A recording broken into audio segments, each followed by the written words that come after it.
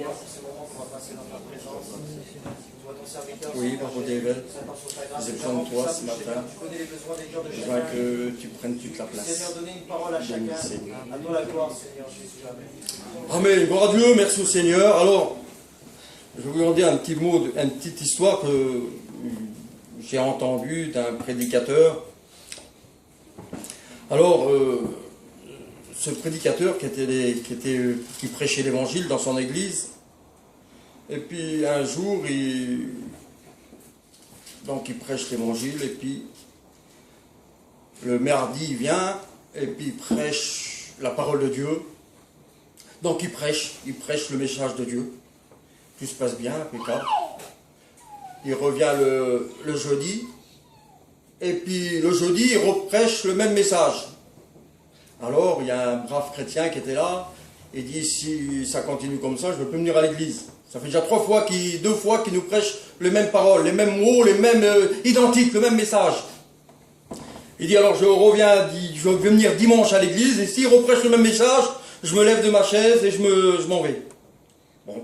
Et puis le dimanche, il arrive à l'église, et puis le prédicateur qui reprêche derrière le pupitre, toujours le même prédicateur, il reprêche le même message. Alors là, il ne savait plus comment faire, il disait, et puis le message, c'était pour lui. Il fallait qu'il se lève, il fallait qu'il fasse quelque chose, il fallait qu'il fasse un demi-tour sur lui-même.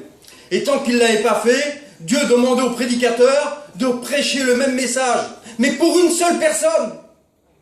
Il y avait peut-être, je ne sais pas, peut-être 20, 30, 50 personnes dans l'auditoire, et puis pour une seule personne, le Seigneur demandait à son serviteur de prêcher le même message. Et c'est ce qu'il a fait. Et puis ce brave chrétien, qui était un peu en colère les 2 jours avant, il est reparti tout joyeux. Amen. Il était béni de la part de Dieu. Et là, quand il est sorti, il a dit à sa famille, à ses amis qui étaient là, le message c'était pour moi. Et tant que je ne m'avais pas levé, tant que je n'avais pas fait la volonté de Dieu, je pense que le Seigneur m'aurait parlé encore et encore et encore. La parole de Dieu se répète. Hein? La parole de Dieu se répète. Et puis on ne peut pas vous prêcher un autre évangile qui est écrit là-dedans. Hein, on ne peut pas prêcher un autre évangile. Et puis j'ai fait un bilan de ma vie, et un peu ces jours-ci là. Alors ça fait 31 ans, j'appartiens à Dieu, que j'ai fait cette merveilleuse rencontre avec le Seigneur. Et puis ça fait 20 ans que je le sers, que je suis serviteur de Dieu. Ma première prédication, alors j'étais dans une caravane, et que la première fois que j'ai prêché l'évangile, alors je tremblais, j'avais plus de salive, et puis j'ai dû dire 3 mots, ou 4 mots peut-être, mais pas plus. Alors aujourd'hui, avec le temps, avec tout ce qui s'est passé, je suis devenu bavard. Alors si vous voyez que je suis trop lent, vous me faites, ça suffit, on en a assez. Hein, voilà, mais que Dieu bénisse. Amen. Alors on va déjà lire un premier passage dans la parole de Dieu.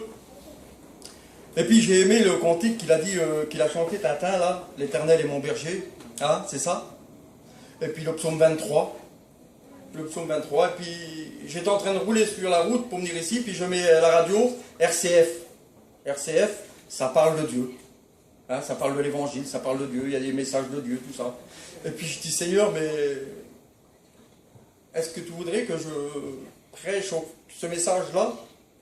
Tu voudrais que je prêche ce message? Alors, il parlait tout d'abord, il a parlé au baptême de Jésus, quand qu'il est sorti de l'eau, puis qu'il a été transporté dans le désert. Et je dis, Seigneur, tu voudrais que je prêche ça? Mais bon, j'ai rien préparé de tout ça. Et puis après, il y a encore eu une parole de Dieu, et puis je pense que c'est le mot de Dieu, et puis avec tout ce qui s'est dit, avec les cantiques, avec tout ce qui s'est dit ce matin, je pense que le Seigneur va bénir. Amen. Alléluia.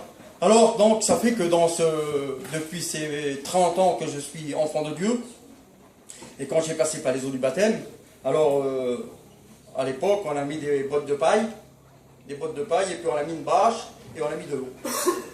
Et le prédicateur de l'époque, pour certains l'ont connu, Janovis, et puis ce prédicateur, il m'a dit, es-tu prêt à suivre le Seigneur dans les bons comme dans les mauvais jours?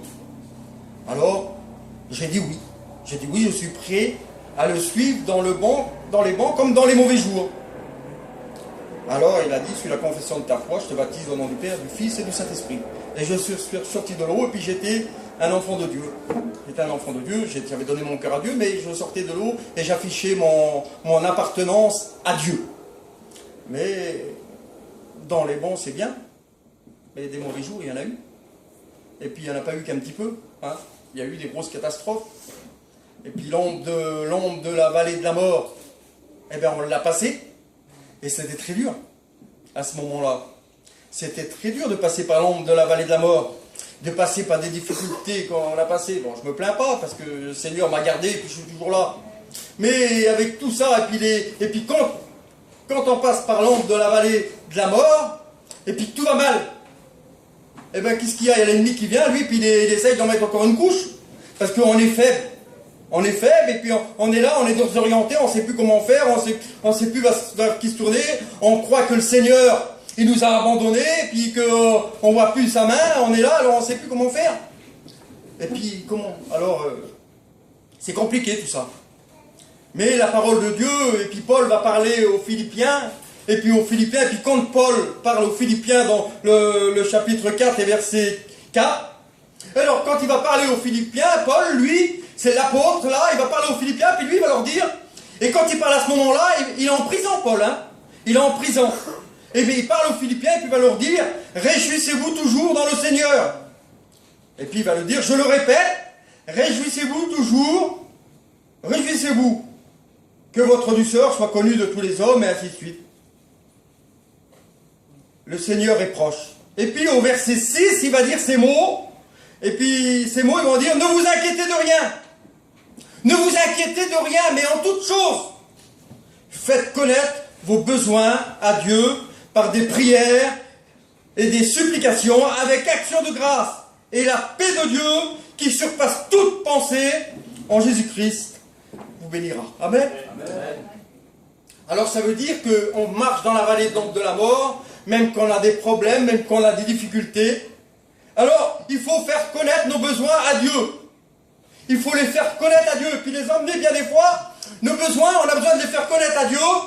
Et puis les emmener au pied de la croix et puis les laisser au pied de la croix.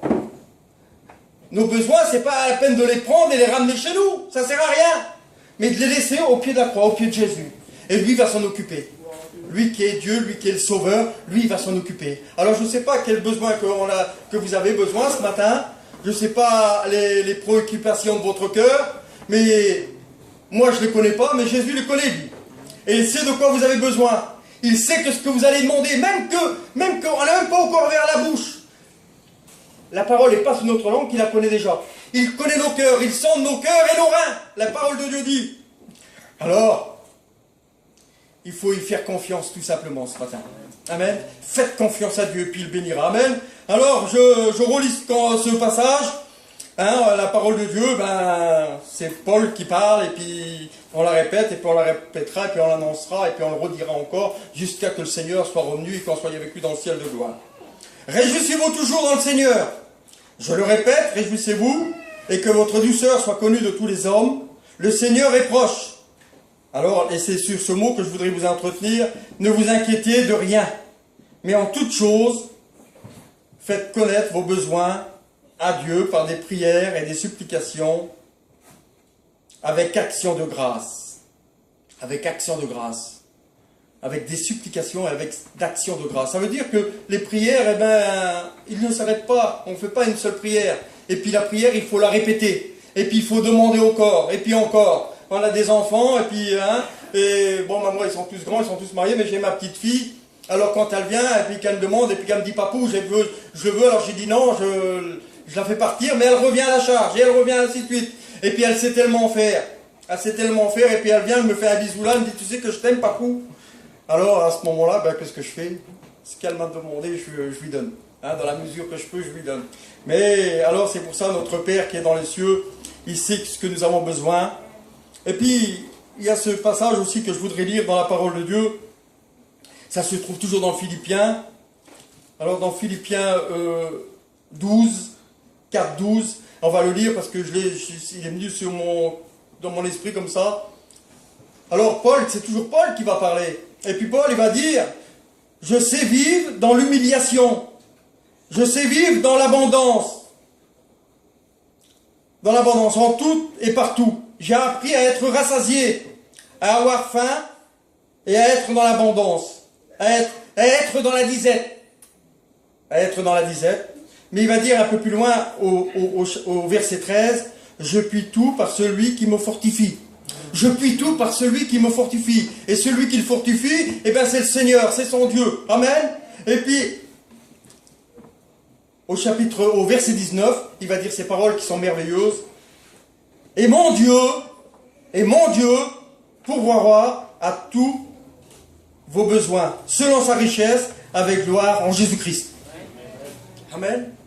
Alors bien des fois, on est sur la terre, on n'est pas au ciel, hein.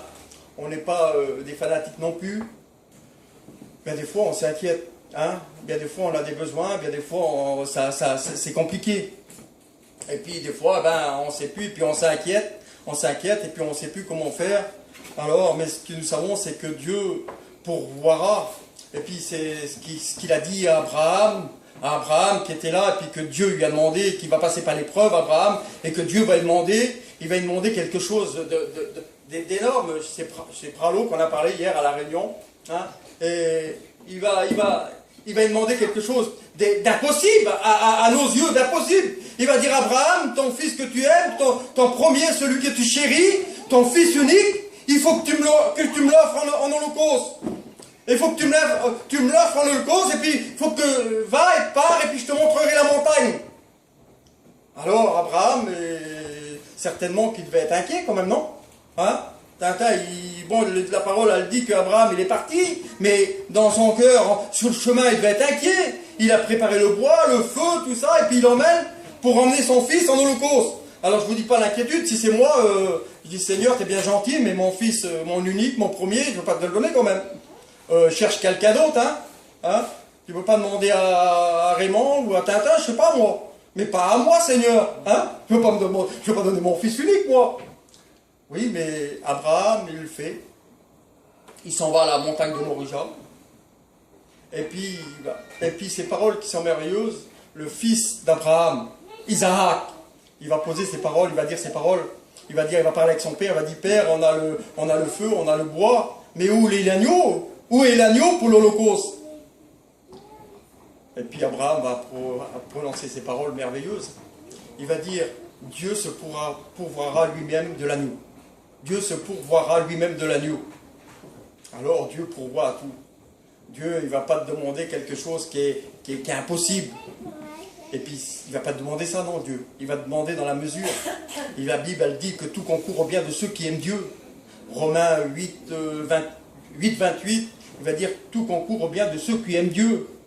Alors ce matin, nous sommes des gens que nous aimons Dieu. Hein? Nous sommes ses enfants et nous l'aimons ce matin. Hein? Qui c'est qui n'aime pas son père? Hein? Qui c'est qui n'aime pas son père? Non, mon tata à moi, mon père à moi, là, j'aurais pu faire tout pour lui. Hein? C'était mon père.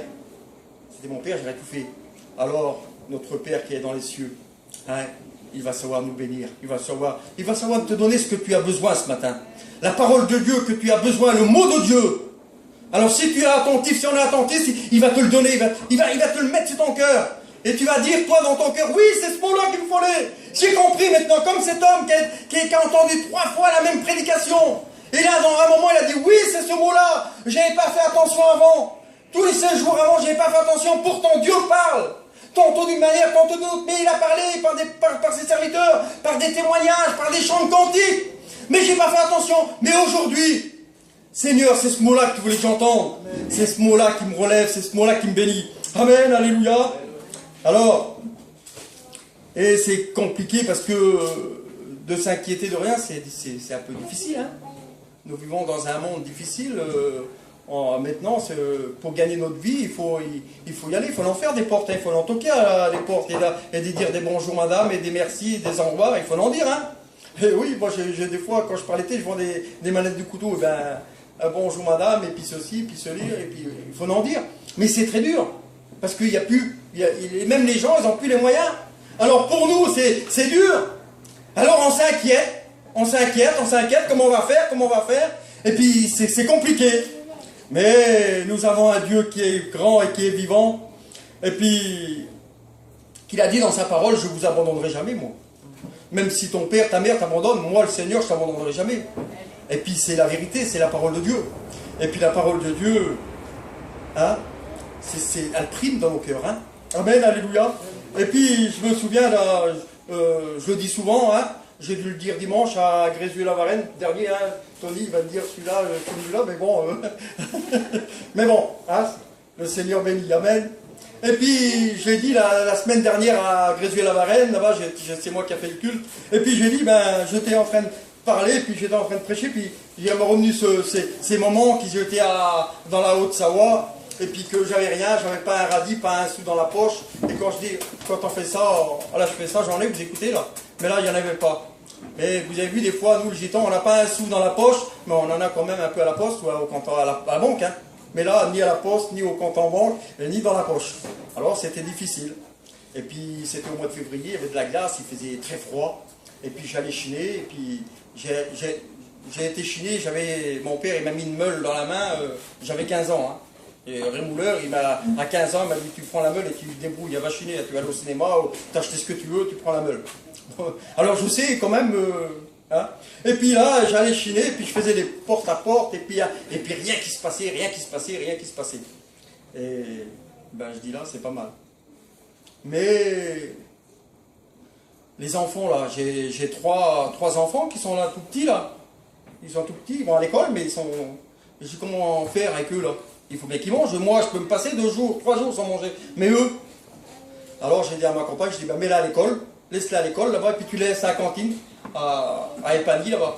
Et puis donc, elle les a laissés à la cantine. Je dis, comme ça, eux, ils mangeront. Les gratiers vont leur donner à manger à la cantine, et puis on ira les payer plus tard. Une fois qu'ils ont mangé, ben, les gratiers, on leur dira qu'on n'a pas de sous, qu'on les payera plus tard, ça y est. Ouais, d'accord. Alors, elles étaient à la cantine. Et puis, allez, les petits à la cantine, tout ça. Et puis moi, j'étais sur une place. Et puis, j'étais le dernier de la place avec Pralo, mon ancien qui était là hier. Le dernier, il y avait une seule entrée. Et puis, il n'y a que moi, lui, qui est enfant de Dieu. Que moi, lui. Que moi, lui. Les autres, c'est tous des inconvertis, des non-croyants, ils sont là devant. Et moi, je suis le dernier là. Et puis, à 11h, 11h30, il y a une voiture qui arrive. Et puis, elle klaxonne. Je dis, qu'est-ce qu'elle veut, là-bas? J'ai peut-être un renseignement. Alors, je sors. Elle me dit, monsieur, je peux vous voir? Je dis, oui, madame, qu'est-ce qui se passe? Elle me dit, ben voilà, je viens de Lyon. On a fait un séminaire. Et puis, dans ce séminaire, eh ben, on a fait des sandwichs, des casse-croûtes, là. Elle me dit, j'en ai un carton, 200 qui sont tout frais. J'ai dit, de Lyon pour Annecy, à combien? 140, 150, hein, Tintin? 150 après, hein. Et alors, elle a fait toute cette route-là. Et elle m'a emmené le carton de sandwich à moi, Didi, qui est tout au fond de la place, qu'elle ne me connaît pas.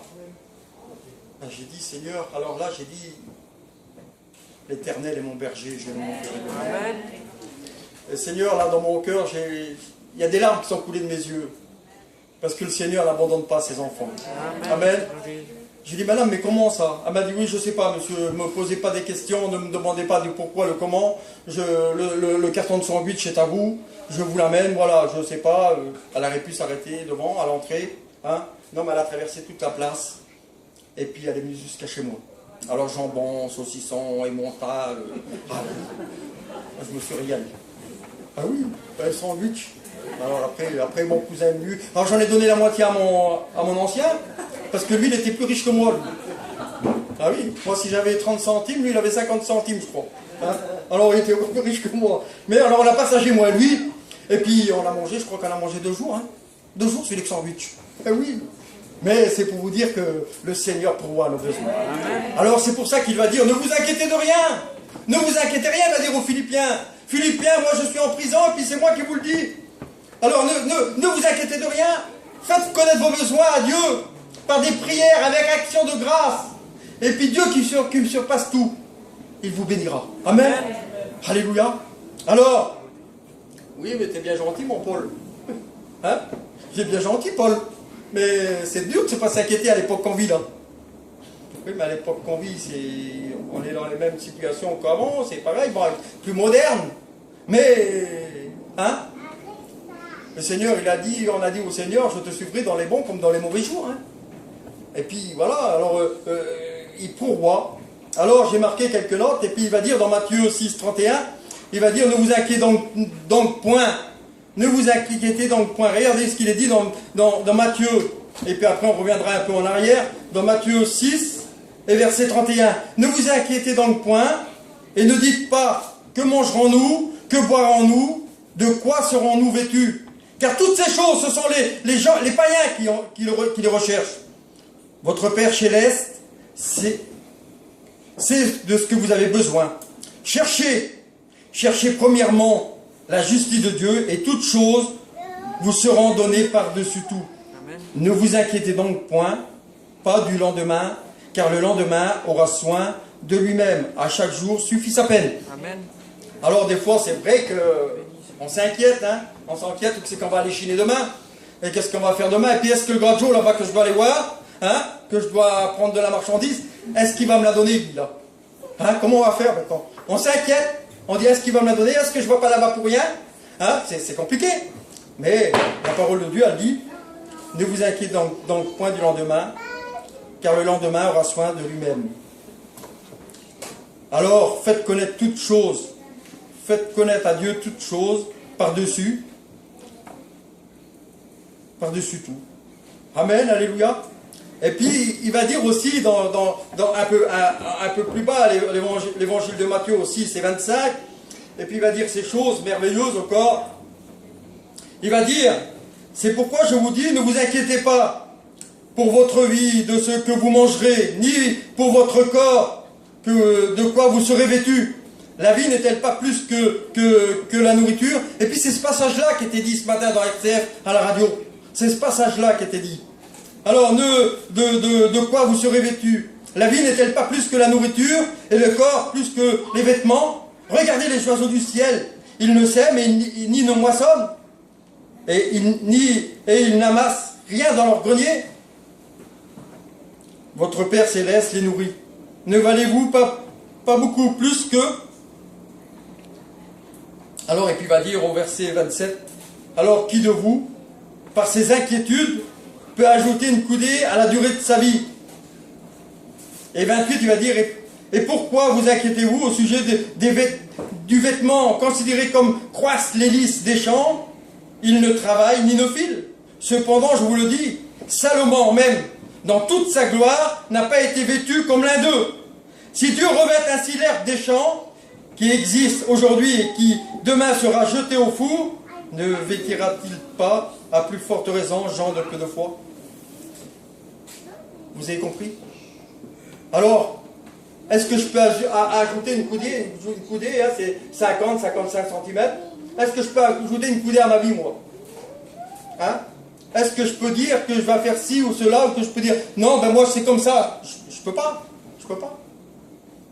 Je peux pas. Quand mes deux garçons ont eu l'accident, si j'avais pu prédire qu'ils allaient faire l'accident, j'aurais dit, je les aurais pris, je les aurais enfermés dans la caravane ou chez moi, dans les petits Algeco là-bas, j'aurais fermé à clé, j'aurais mis des chaînes, j'aurais mis des bouts de bois au volet, j'aurais tout fait. J'aurais tout fait pour les empêcher de partir. Mais je sais pas. Je sais pas ce qui va arriver dans 5 minutes. Je sais pas. Et pourtant l'épreuve est arrivée, et puis le drame est arrivé. Alors je ne sais pas ce matin si on est inquiet pour des choses, des fois il y a quoi de s'inquiéter. Et la Bible elle dit de faire connaître toutes choses à Dieu. Amen. Il y a quoi de s'inquiéter des fois. Hein. Les enfants, il y en avait un qui était à Saint-Joseph, l'autre il était à Édouard-Herriot, l'autre il était en train de se faire opérer, ils étaient enflés comme ça, l'autre ils allaient couper la main, c'était catastrophe pour moi, c'était le ciel, il me tombait sur la tête. Mais le Seigneur, il ne nous abandonne pas, t'as ça. Hein? Je suis son enfant, moi. Je suis son enfant. Alors, je suis son enfant, il va me faire passer par des travers comme ça, non? Alors, bon, ben, on a passé par l'épreuve, c'est vrai, ça a été dramatique. Moi, aujourd'hui, j'en ai trois qui sont chrétiens, qui appartiennent à Dieu, qui ont donné leur cœur à Dieu à travers cette épreuve. J'en ai un, Dylan, avant qu'il arrive ces choses-là, je m'inquiétais encore plus. Parce que lui, c'était un buveur, un voleur, un drogué, il faisait les 400 coups. Moi, j'étais en train de prêcher dans un pupitre derrière un chapiteau, lui, il était en train de se battre à côté. Vous comprenez? Et puis, l'ennemi, ben, il va tout faire pour nous déstabiliser. Il va me dire, mais tu vois ce qui se passe? Regarde, inquiète-toi, parce que regarde ce qui se passe là. Regarde ce qui se passe. Et puis il sait comment faire. Alors l'ennemi, bon, on ne l'écoute pas, hein. C'est un menteur. Et il dit, c'est pas ce qu'il dit, c'est un menteur, c'est un trompeur. Un jour il m'a trompé à moi. Il m'a trompé, oui. Il m'a trompé, il m'a dit, voilà. Il m'a dit, tu es un serviteur de Dieu, et regarde ce qui se passe, tout va mal. Il dit, maintenant là-bas il y a un bois, tu vas, et tu prends un couteau, et puis tu te tues. Oui, comme ça il m'a dit. Parce que si Dieu parle dans notre esprit, dans nos cœurs, l'ennemi aussi il parle, hein. Mais lui il ne faut pas l'écouter, hein. Il m'a dit, regarde ce qui se passe autour de toi, tout va mal.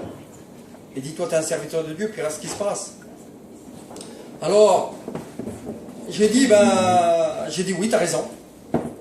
Et puis j'étais dans le bois, et puis j'ai tombé à genoux, et puis j'ai mis ce couteau-là sur ma poitrine.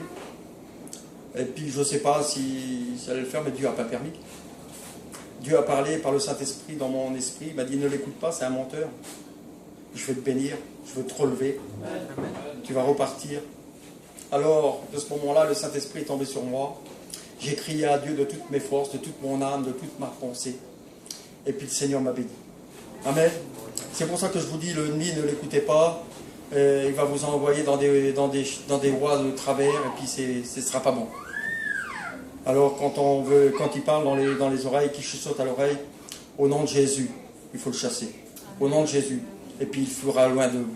Amen, alléluia. Amen. Alors, c'est vrai qu'on s'inquiète, et puis c'est comme ça. Puis il y a cette famille qui est dans la Bible, dans Luc 10, 38, et puis cette famille, c'est les amis de Jésus, hein. C'est Marthe, Marie, puis Lazare.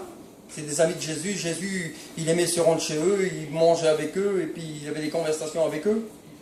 Puis c'était des enfants de Dieu. Et puis Marthe, elle est là, et puis Marthe, Marie, elle s'est mise au pied de Jésus. Et puis Marthe, elle s'agite, elle s'inquiète, et puis elle bouge, elle fait un peu n'importe quoi. Et puis bien des fois, quand ça va mal, on s'inquiète, on bouge, on ne sait plus comment faire, on s'agite. Alors elle va dire, le Seigneur va lui répondre à Marthe, Marthe, tu t'inquiètes et tu t'agites pour beaucoup de choses. Une seule chose est nécessaire. Marie a choisi la bonne part. Une chose est nécessaire. Marie a choisi la bonne part. Ça veut dire que Marie, elle s'agitait, elle cherchait à droite, à gauche, peut-être vers ses amis, vers ses amis qui étaient là. Elle s'agitait, elle demandait comment il fallait faire. Mais Marie, elle s'est mise au pied de Jésus. Et puis elle était là. Alors Marthe, viens à mes pieds, et puis arrête de t'agiter, arrête de t'inquiéter. Moi, je vais te dire comment il faut faire. Je vais te dire où il faut que tu ailles. Et puis c'est comme ça. Alors, ce matin, s'il y a des Marthes ou des Martins dans l'assemblée, faites comme Marie, faites pas comme Marthe. Venez au pied de Jésus. Amen. Alors Jésus a dit, je l'ai dit tout à l'heure, Jésus a dit, la vie est plus que la nourriture, et le corps plus que le vêtement. Alors, Jésus, il n'a pas dit qu'il ne fallait pas s'en préoccuper. Il faut qu'on mange. Il faut bien que le matin je me lève, et puis que je me retrousse les manches, et puis que je vais pour travailler, pour me nourrir. Les vêtements, il faut bien qu'on aille des vêtements pour se couvrir quand il fait froid. Et surtout, au début du mois, il a fait bien froid. Mais il nous faut ça. Mais c'est pas. Lui, il dit pas comme ça, lui, le Seigneur, lui. Il dit de ces choses, ça vient après ça. Occupe-toi, cherche le royaume des cieux et le royaume de Dieu par-dessus tout.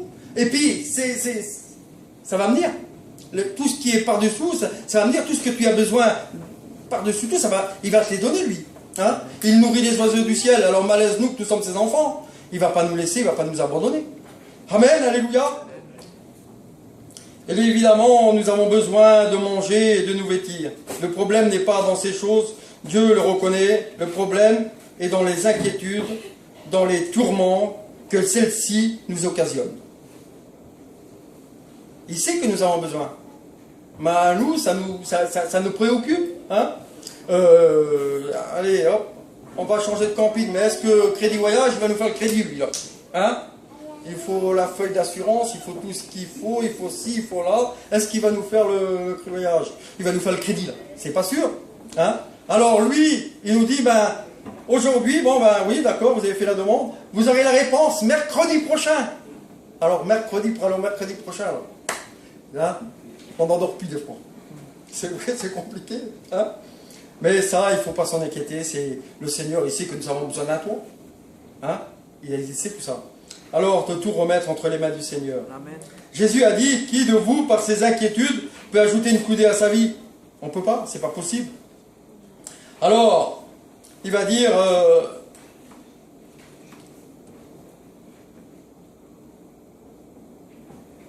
alors, nous nous inquiétons, bien sûr, pour les fins de mois, pour les assurances. Mais Jésus va dire ces choses-là. Il va dire ces choses-là.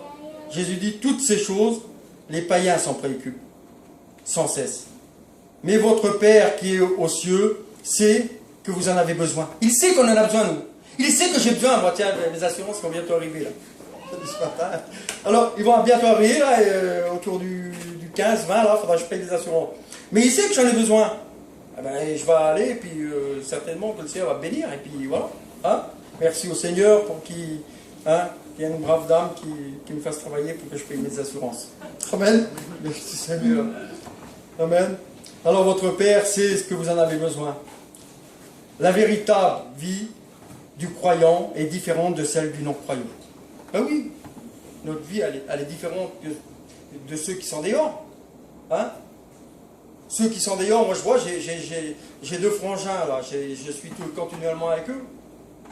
Ils s'inquiètent et puis ils cherchent, ils courent, et puis moi je suis là, et puis des fois je suis avec eux, et puis j'ai mon frère le plus vieux, là, il dit à mon autre frère, il dit lui, tu vois là, il veut pas qu'on travaille aujourd'hui parce qu'il s'inquiète de rien, il est là, il voit bien, il parle même pas, il dit, tu vois bien. Alors mon autre frère, ça le fait rire, mais pourquoi s'inquiéter? Hein? Si c'est pas ce monsieur-là, c'est le monsieur d'après qui va te donner du travail. Et puis voilà, pourquoi je m'inquiétais? Et puis j'ai une autre vision des choses, moi. Hein. J'ai manqué de perdre mes deux garçons, alors aujourd'hui c'est aujourd'hui, demain, hein, j'ai perdu mon père, il avait 56 ans, du jour au lendemain comme ça. Hein. Il a été se coucher, il s'est pas réveillé, alors je ne vais pas m'inquiéter du lendemain, moi, ça ne m'intéresse pas. Hein. Le lendemain, on ne sait même pas ce qui va arriver dans 10-15 minutes. Alors pourquoi s'inquiéter de 3 heures après ou de demain? Ça ne sert à rien. Ça sert à rien, puis en plus ça nous cause des problèmes, on est là, on dort pas, ça nous empêche de dormir, et puis attention, l'inquiétude, ça cause des dépressions en plus. Ah oui, l'inquiétude, on s'inquiète, et puis on est en pleine dépression quand on s'inquiète. Alors ne t'inquiète pas, hein, mon frère, ma soeur, ne t'inquiète pas, Jésus va te bénir. Amen. Alléluia. Alors, et puis je vais marquer, je ne sais pas, Dieu sait exactement ce dont nous avons besoin pour nous rendre heureux. Nous avons du reste, et puis je l'ai dit tout à l'heure, et puis je me répète, hein, la parole de Dieu se répète. Alors nous savons du reste que toute chose concourt au bien de ceux qui aiment Dieu. Amen. Romains 8, 28.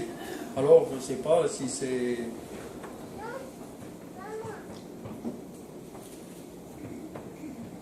Et puis, alors, il y a cette famille qui est dans la parole de Dieu. Cette famille qui sont à Bethléem, qui veut dire la maison du pain. Et puis elle se trouve dans la parole de Dieu. Alors ça se trouve dans Ruth, dans le livre de Ruth, au chapitre 1er. Et puis, alors je ne veux pas vous commenter toute l'histoire parce que ça va être trop lent. Mais cette famille, pour vous dire, c'est une famille qui vit à Bethléem, donc la maison du pain, la maison de l'abondance. Et puis, c'est pas parce que quand on est des enfants de Dieu qu'il ne va rien nous arriver, hein. C'est pas parce que quand on est des enfants de Dieu qu'on ne va pas passer dans pas l'épreuve, pas les difficultés. Et puis c'est des enfants de Dieu, ça c'est une famille de Dieu, ça c'est une famille qui appartient à Dieu. À Abimelech et puis sa femme et ses enfants, ils sont à Bethléem, et puis ils sont dans la maison de l'abondance, la maison du pain. Et puis là, il va arriver une épreuve, il va arriver la famine. Et oui. Alors, eh ben, qu'est-ce qu'il va faire le chef de la maison, hein, qu'est-ce qu'il va faire? Elimelech, il va dire à sa femme, à Naomi et ses 2 fils, il va dire, eh ben, on va s'en aller, on va partir, parce que il n'y a plus rien, on n'a plus à manger, on n'a plus rien, et puis c'est compliqué. Mais il est dans la maison du pain, il est dans la maison de l'abondance. Il est dans la maison du pain.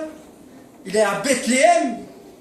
Alors, est-ce qu'il a encore, je comprendrais, allez, S'il y a un ange qui serait descendu du ciel et puis qui aurait dit Elimelech, il faut que tu t'en vas là-bas à Moab. Là-bas, tu vas trouver du travail et puis là-bas, tu vas avoir du pain. Tu vas pouvoir manger, tu vas pouvoir te nourrir. Mais c'est pas le cas. C'est pas le cas. Il n'a rien fait, il n'a rien demandé à Dieu. Il a fait par ses propres pensées à lui. Il a dit à sa femme et à ses enfants, allez, on part à Moab. Mais Moab, c'est le monde, c'est le dehors. Moab, ça nous représente le monde. Il est parti là-bas parce qu'il veut gagner, parce qu'il a peur. Il a peur et puis il s'inquiète certainement, cet homme-là. Il s'inquiète pour ses enfants, il s'inquiète pour sa famille, il s'inquiète pour son travail et tout ça.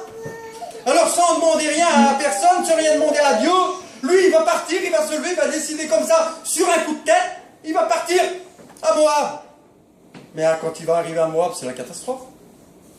Ben oui, c'est la catastrophe. Comprenez-le bien, si on part de la maison du Dieu pour aller chercher dans le monde, ça va être la catastrophe. Ça va être une catastrophe, ça va être un fiasco. Alors avant tout ça, avant de faire toutes ces choses, avant de partir, de sortir, et de s'inquiéter, parce que lui, il a dû s'inquiéter. Il a dû s'inquiéter. Il a dû dire, eh ben là, il n'y a plus rien pour moi. Pourtant, il est dans la maison de Dieu, il est dans la maison de l'abondance, Bethléem. Et puis, sans tenir compte, sans tenir compte de Dieu, il va sortir et puis il va partir à Moab. Et qu'est-ce qu'il va trouver à Moab? Il va trouver la mort. Parce que ses deux fils vont partir. Ses deux fils vont partir. Sa compagne, qui veut dire gracieuse, son nom va changer, elle va s'appeler Mara, remplie d'amertume. Vous comprenez? Et quand on part et puis qu'on va dans le monde, et puis après qu'on n'est plus dans cette présence de Dieu, qu'on n'est plus dans la communion de Dieu, et bien quand on est dans le monde, et bien qu'est-ce qui se passe? C'est l'amertume, c'est le problème, c'est la difficulté. Et puis il n'y a rien qui va s'arranger. C'est pour ça que le Seigneur a dit, ne vous inquiétez de rien, faites connaître avec toutes choses. L'Éternel est mon berger, je ne manquerai de rien. Quand je marche dans l'ombre de la vallée, de l'ombre de la mort, je ne crains aucun mal. Je ne crains aucun mal. Parce qu'il est avec nous, son bâton et sa houlette me rassurent. Il dresse devant moi une table devant mes ennemis. Quelle beauté, Seigneur! Allez, qui cherchez-vous? Vous allez chercher, même dans le monde, j'ai eu des problèmes, j'ai eu des difficultés. Je me suis tourné vers mon père, vers ma mère. Ils m'ont regardé dans les yeux, mais ils ne pouvaient rien faire. Et quand je me suis tourné vers Dieu, lui, il a tout arrangé, il a tout fait, lui. Il a guéri, il a fait sortir de l'hôpital, il m'a béni. Et oui, quelle beauté, Seigneur. Alléluia. Alors, je ne sais pas quelle heure il est. Il est 11h15. Je vais encore quelques mots et puis on va prier le Seigneur. Alléluia. Alors, j'avais une petite pensée là, mais je ne la retrouve plus. Voilà, c'est compliqué.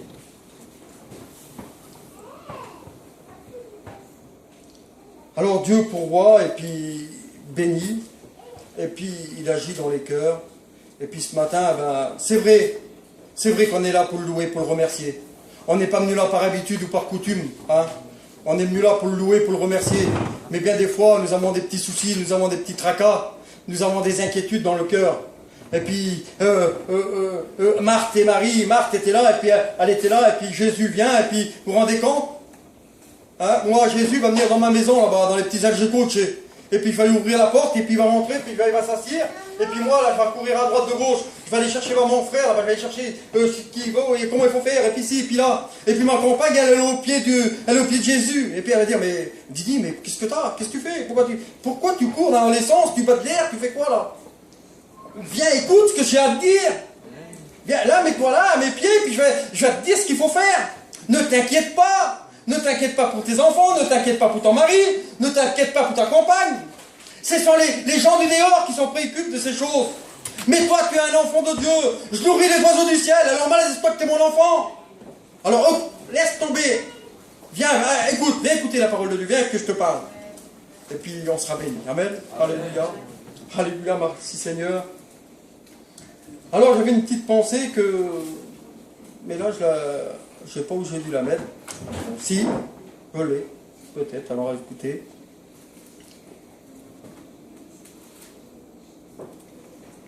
Alors, Paul a écrit aux Philippiens, alors qu'il était en prison, je l'ai dit tout à l'heure, il vivait ces choses. Voilà pourquoi il recommande, et nous voulons les recevoir et les vivre. Il nous les recommande, ces choses, Paul. Il nous dit, allez, je vais me prendre à moi, elle va me dire, Didi, inquiète-toi pas. Inquiète-toi pas pour tes assurances. Inquiète-toi pas, ça sert à rien. Parce que à la force, tu t'inquiètes, tu vas te morfondre, tu vas pas dormir, tu vas te problème, tu vas t'aigrir avec ta compagne, tu vas t'aigrir avec tes enfants, et puis ça sert à rien. Fais-moi confiance. Fais-moi confiance en moi, Didi. Amen. Alors, et puis, il va dire, Paul précise, bien que c'est dans le Seigneur, nous avons la foi en lui. Nous avons la foi en lui. Amen. Amen. Vous avez la foi? Amen. Merci Seigneur.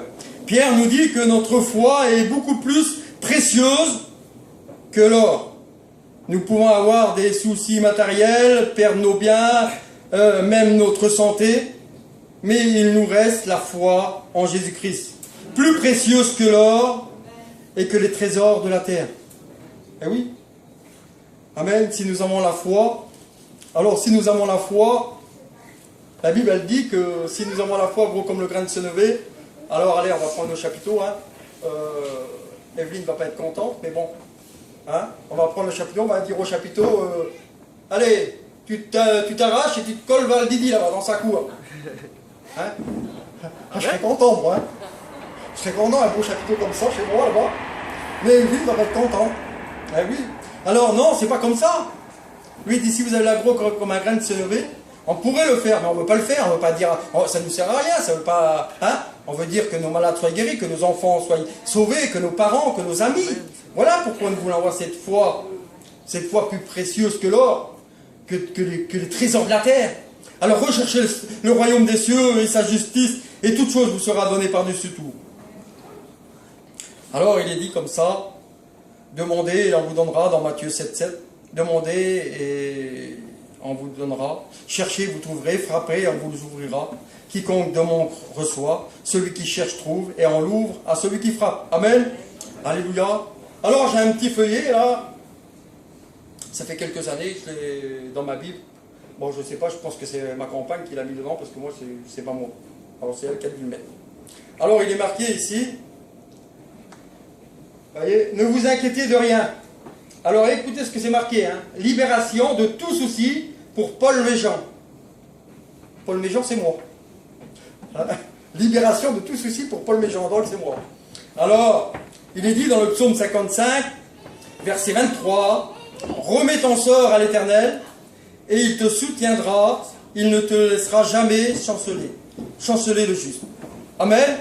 Et puis là, il y a toute une panoplie, puis alors, je vais vous la lire, hein, parce que ça fait partie du message.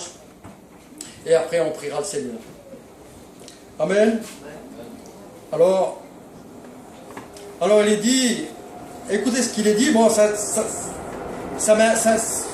feuillet là, il m'a adressé à moi, hein. C'est à moi, mais je voudrais vous le faire partager, puis il peut s'intéresser à une personne d'entre nous, ou plusieurs, je ne sais pas. En tant étant qu'enfant de Dieu, je déclare que je place mon entière confiance dans mon Père Céleste. Toi seul es la source de tout dont j'ai besoin. Toi seul, tu es la source dont tout j'ai besoin. Je rejette toute inquiétude.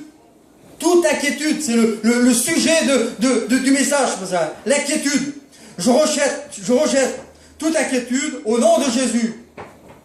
Je ne m'inquiéterai pas comme le monde, mais je résisterai à l'ennemi en me déchargeant sur Jésus de tout souci et problème, peur, anxiété.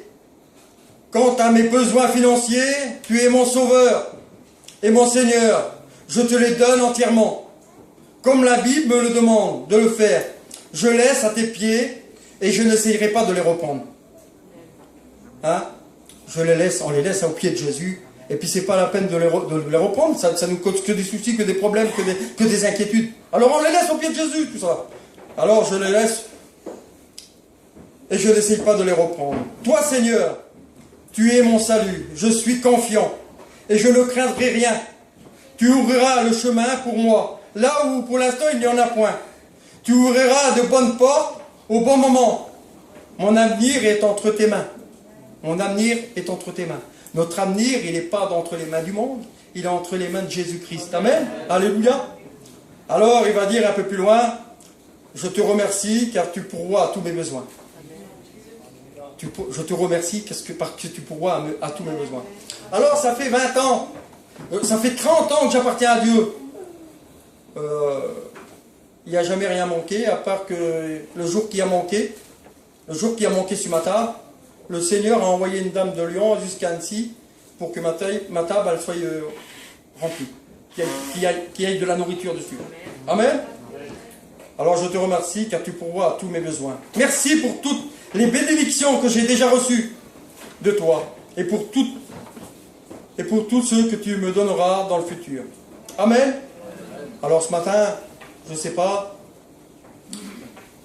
peut-être tu t'inquiètes pour les jours à venir qui sont devant toi. Peut-être que tu t'inquiètes. Puis il y a des fois, il y a le quoi de s'inquiéter parce que c'est des choses qui sont importantes. Et puis des choses qu'on ne sait pas comment que ça va finir. Mais si on remet tout au pied de Jésus.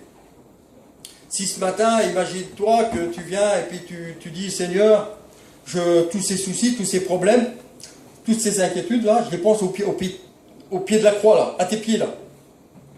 Et Seigneur, je les pose à tes pieds, mais je veux te faire confiance. Parce que c'est pas, si on vient et qu'on pose tous ces soucis au pied de la croix et puis qu'on n'y fait pas confiance, c'est compliqué. Alors on vient et puis on pose tous nos soucis au pied de la croix, tous nos problèmes, et là on dit Seigneur, maintenant c'est à toi. Essaye, débrouille-toi avec toi, c'est toi qui pourvois, c'est toi qui dirige, c'est toi qui conduis, c'est toi qui bénis. Je suis ton enfant. Alors, voilà, l'enfant du Didi, s'il a besoin de quelque chose, je ne laisserai jamais mes enfants en manque de nourriture ou que ce soit. Hein. Alors, on se casse en deux hein, pour nos enfants. Hein. Et puis maintenant, pour les petits-enfants, c'est encore pire. Alors, mais on se casse en deux pour nos enfants. Alors notre Père qui est dans les cieux, qui est céleste. Alors ce matin j'étais chez moi, puis j'ai une de mes filles qui est dans le nord là-bas.